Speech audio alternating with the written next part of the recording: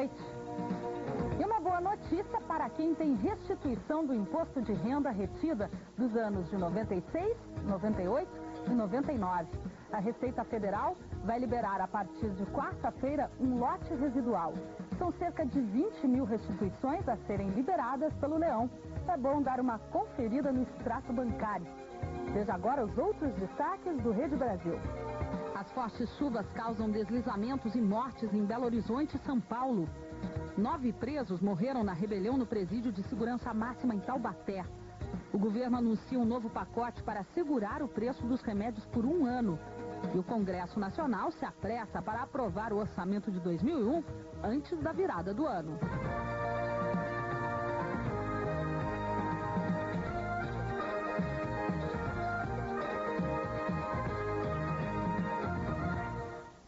Tragédia em Minas. O temporal que caiu na Grande Belo Horizonte fez rios transbordarem, provocou deslizamentos e matou 4 pessoas. No Morro do Taquaril, um barraco desabou e soterrou uma mulher. Em Ibirité, a história se repetiu e outra mulher morreu. Já em Contagem, as vítimas foram 2 crianças. O barranco cobriu completamente um dos barracões e destruiu parte de outro. O deslizamento foi por volta das 4 da manhã. Foram os próprios... Se somos pobres, não tem condição. E a fúria... Foram encontrados hoje mais 2 corpos nos Alpes. Morreram por causa das nevascas. Já em Nova York, nada de neve. Muito pelo contrário. Os termômetros marcam 16 graus. O que para os americanos é quase calor. Há muito tempo essas temperaturas não eram registradas nesta época do ano. Para os meteorologistas, as grandes diferenças nas temperaturas são consequência do aumento do aquecimento da Terra, que os próprios americanos não se empenham para tentar diminuir.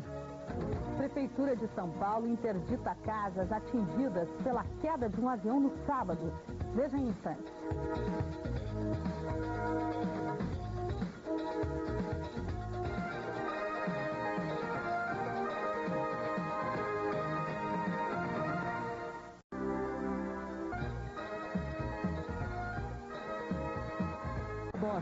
Os passageiros, o percurso do bimotor acidentado que decolou do aeroporto de Congonhas.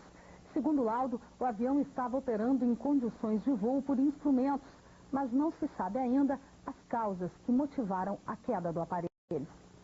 O governo federal implanta uma rede nacional de laboratórios para decifrar o código genético de bactérias. O anúncio foi feito pelo ministro da Ciência e Tecnologia. 25 laboratórios de várias partes do país vão trabalhar em conjunto para descobrir a forma de reproduzir a Chromobacterium violaceum, uma bactéria eficaz no tratamento da doença de Chagas e da leishmaniose, encontrada principalmente na região amazônica. A coordenação da pesquisa será feita pelo Dr. Andrew Simpson, do Instituto Ludwig para Pesquisa sobre o Câncer. O projeto Genoma, que identifica o DNA de micro-organismos, vai custar aos cofres públicos 50 milhões de reais no ano que vem. Segundo o ministro Ronaldo Sardenberg, os cientistas brasileiros já mostraram que estão capacitados para esse tipo de pesquisa ao descobrir o código genético de uma bactéria causadora de uma praga agrícola. Apenas alguns poucos grupos, uns 15 grupos de cientistas em todo o mundo, são capazes de sequenciar o genoma completo de um ser vivo, e entre eles figura o grupo brasileiro. E pela primeira vez foi sequenciado o código genético de uma bactéria responsável por uma praga agrícola, que coloca o Brasil na linha de frente do estudo genético de organismos causadores de doenças em plantas. A Argentina fecha o acordo para receber a ajuda do Fundo Monetário Internacional. Veja a seguir.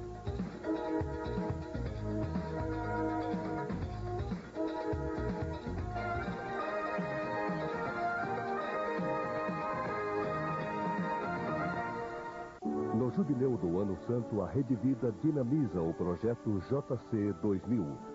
Total cobertura dos eventos culturais, sociais e religiosos, nacionais e internacionais, que marcam a passagem dos 2000 anos do nascimento de Jesus Cristo. Rede Vida, o canal da família. A TV JC 2000. Dê um presente pacote que marque o grande Natal do Jubileu.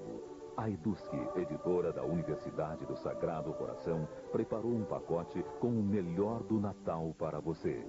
Teologia Cotes. O Mistério do Natal, escrito por Santa Edith Stein. Mildinha, a Estrelinha, uma linda história ilustrada por crianças. Conteúdos teológicos do Grande Jubileu. Agora tudo isso por apenas R$20, só até o Natal. Faça seu pedido pelo telefone 014-235-7111. Para conhecer outras publicações, visite www.usc.br/edusc. Edusc, editora da Universidade do Sagrado Coração. Seja sócia. Ligue para 1.300.000. Também foi ao Congresso Nacional fazer o primeiro discurso no Senado. Ele pediu o apoio dos congressistas. Hoje, os 538 delegados votaram no colégio eleitoral e confirmaram por 271 votos contra 267 a vitória do candidato republicano. Agora, finalmente, George W. Bush vai poder redigir o discurso de posse, marcada para 20 de janeiro. Representantes dos governos de Israel e da Palestina embarcaram hoje para Washington para dar início a mais uma rodada de negociações. Enquanto isso, em Israel, o clima ainda é de indefinição política. O parlamento israelense se reuniu hoje e aprovou em primeira votação a lei que modifica as regras eleitorais. A mudança permite que o ex-primeiro-ministro Benjamin Netanyahu concorra às eleições. Mas o político, que tem a maioria das intenções de votos dos israelenses, disse que só vai concorrer se o parlamento for dissolvido. Outro nome forte é Ariel Sharon, também do Likud. Daí o empenho de Ehud Barak nas negociações de paz.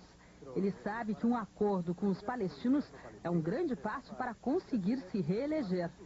Uma tradição que não se apaga, os presépios ainda enfeitam muitas casas na véspera do Natal. Veja em instantes.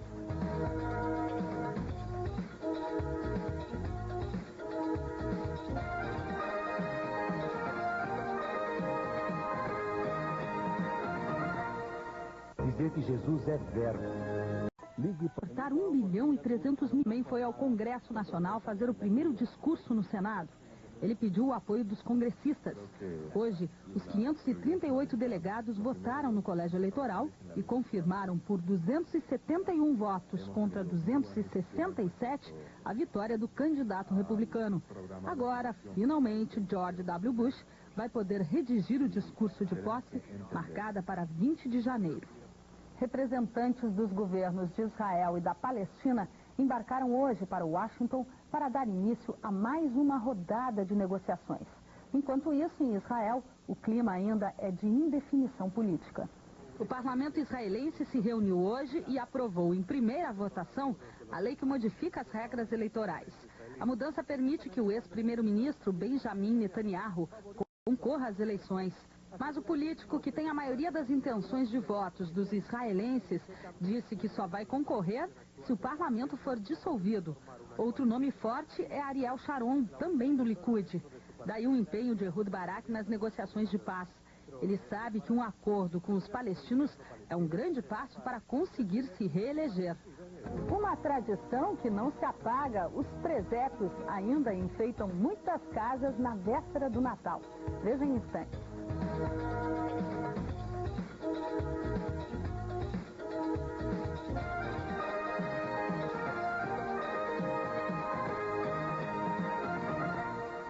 Dizer que Jesus é verbo e não substituto. Cursos para a área de educação. Depois de aprovados, os são aceitos pelos subrelatores. O atraso da aprovação do orçamento pode paralisar o governo até que a lei seja aprovada. E o Congresso teria que ser convocado para trabalhar no recesso. Cada um dos 513 deputados e 81 senadores receberia de extra R$16 mil. Para evitar o ônus de uma convocação extraordinária, o presidente Fernando Henrique chamou para uma conversa aqui no Palácio da Alvorada o presidente e o relator da Comissão de Orçamento e fez um apelo para que o Congresso vote ainda este mês o relatório do senador Amir Lando. Cabe às lideranças promover o quórum necessário para aprová-lo. Mas a oposição está preocupada com a pressa, que poderia significar um cheque em branco para o governo. Querer apressar é querer impedir que a oposição examine com acuidade a peça orçamentária. Essa preocupação não procede e as emendas, tanto ano passado quanto este ano, foram implementadas de acordo com os critérios de cada ministério, dentro da lei, dentro das normas e sem nenhuma irregularidade. Há uma semana do Natal, um dos mais importantes símbolos da festa já está presente em casas, igrejas e até nas ruas. Uma prova de que a tradição de contar a história do nascimento de Jesus através dos presépios continua bem viva.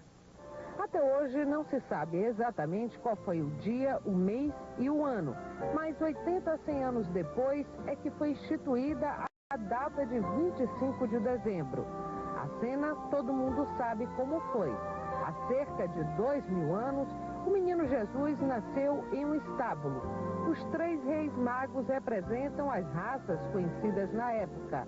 O anjo significa a presença de Deus. O primeiro presépio que se tem notícias foi feito no século XIII por São Francisco de Assis. Nesta época do ano, em todo o mundo, são milhões de presépios. Nas casas e até nas ruas, como este, em tamanho natural, em uma das mais movimentadas avenidas de Salvador. O engenheiro Celso Oliva, de 76 anos de idade, também faz presépios. Há 66 anos. Aprendeu com o pai. Um prazer imenso, a delicadeza com que eu faço as coisas, o interesse e a prioridade que eu dou a isso aqui. O amor pelos presépios é tanto que o engenheiro montou um museu. Aqui são 175 presépios, a maioria de Celso Oliva. Mas tem também um montado pelo pai dele e presépios feitos em várias partes do Brasil e do mundo. Há os feitos em caixa de fósforo, os do Nordeste com as características regionais. O mais caro é o feito por Osmundo Teixeira, considerado um dos maiores ceramistas das Américas. Custa R$40 mil. Mas independente do valor, está a beleza de cada um.